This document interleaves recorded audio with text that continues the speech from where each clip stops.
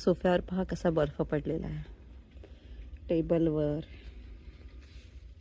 इथे सुद्धा पडतोय, छत्रीच्या डोक्यावर. झाड किती सुंदर झालंय बघा, छान पांढरी फुलांनी बहरले असं दिसतंय ना, खूप छान वाटतंय. खूप थंडी आहे आणि हा बर्फ पडत आहे.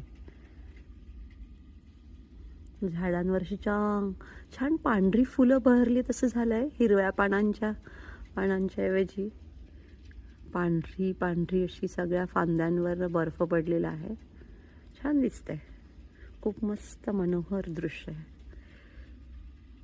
अशी ही आजची सकाळ. सर्व धरतीने बर्फाची चादर पसरून घेतली अंगावर.